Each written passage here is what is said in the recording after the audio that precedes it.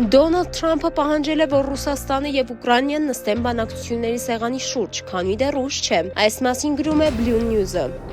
Թրամփի մամուլի քարտուղար Քերոլայն Լևիթը հայտարարել է, որ Reuters-ի տեղեկատվությունը 240,000 ուկրաինացի փախստականների օրինական կարգավիճակի զրկելու ԱՄՆ ծրագրերի մասին կեղծ է։ Այս մասին գրում է Daily Mail-ը։ 15 տարվա մեջ առաջին անգամ ԱՄՆ-ում հանցագործին մահապատժի են ենթարկել հրազենով։ 67-ամյա Բրեդ Սիգմոնին մահապատժի են ենթարկել Հարավային Կարոլինայում մարտի 7-ին։ Նա դատապարտվել է նախկին ընկերուհու ծնողների սպանության մեջ եւ հենց աղջկան առևանգելու մեջ։ Այս մասին գրում է CNN-ը։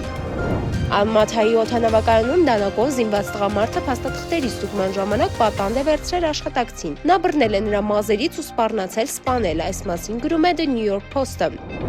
Telegram-ը նոր ֆունկցիա է ներկայացրել, ըստ որի կարող եք վճարովի հաղորդագրություններ ուղարկել թե անձնական չաթերում, թե ալիքի մեկնաբանություններում։ Մեկ հաղորդագրության գինը 0.2-ից մինչև $20 է։ Այս մասին գրում է RIAN։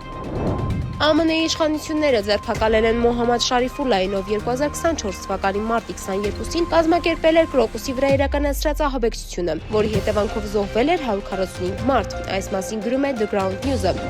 Դանիայի Փոստնորդ պետական փոստային ծառայությունը 2025-ի վերջում կդադարեցնի նամակների առաքումը, քանի որ դրանց քանակը կտրուկ նվազել է։ Կկրճատվի նաև փոստատարների թիվը։ Այս մասին գրում է The Guardian-ը։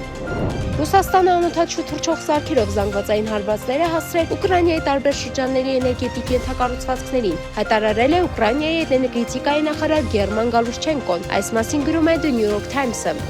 Ուկրաինայի նախագահ Վլադիմիր Զելենսկին հաստատել է, որ ուկրաինական եւ ամերիկյան պատվիրակությունների միջև բանակցությունները տեղի կունենան հաջորդ շաբաթ Սաուդյան Արաբիայում։ Այս մասին գրում է BBC-ն։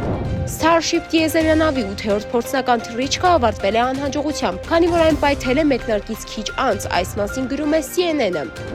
Փարիզում հայտնաբերել են երկրորդ համաշխարհայինից մնացած ռումբ, որի պատճառով երկաթուղային հաղորդակցությունը դադարեցվել է։ Այս մասին գրում է Reuters-ը։